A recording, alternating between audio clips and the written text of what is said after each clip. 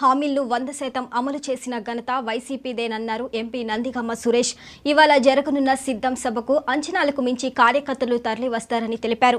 మరోవైపు 600 హామీలు ఇచ్చి ఒక్కడి కూడా అమలు చేయని చంద్రబాబును ఓడించి వై నాట్ 175 అని ముందుకు వెళ్తున్న జగనన్నను గెలిపించేందుకు ప్రజలు సిద్ధంగా ఉన్నారని వివరించారు.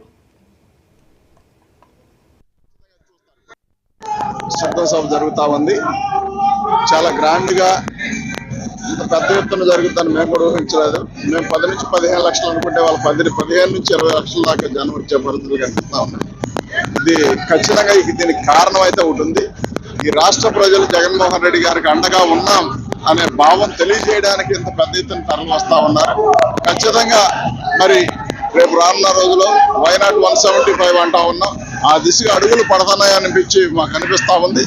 600 హామీలు ఇచ్చిన చంద్రబాబు నాయుడు 6 హామీలు నెరవేర్చిన వ్యక్తి ముఖ్యమంత్రి అవుతానంటే మరి జగన్మోహన్ రెడ్డి గారు ఇచ్చిన హామీల 99% నెరవేర్చి ఇవాళ వై నాట్ 175 అంటా ఉన్నాడు. ఎవరిది కరెక్ట్ రాష్ట్ర ప్రజలు తేల్చడానికి సిద్ధంగా ఉన్నారు. కాబట్టి వాళ్ళ ఇంత పెద్ద ఎత్తున జనం వస్తా ఉన్నారు. ఖచ్చితంగా జగన్మోహన్ రెడ్డి గారు 2024లో వైఎస్ జగన్మోహన్ రెడ్డి అనే శబ్దం మాత్రం ఈ రాష్ట్రం అంతా ప్రపంచంలాగా వినిపిస్తుంది. ఖచ్చితంగా చూస్తారు. సిద్ధం సభ జరుగుతా ఉంది.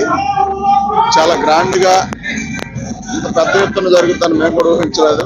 మేము 10 నుంచి 15 లక్షలు అనుకుంటే వాళ్ళు 15 నుంచి 20 లక్షల దాకా జనం వచ్చే పరిస్థితులు కనిపిస్తా ఉన్నాయి.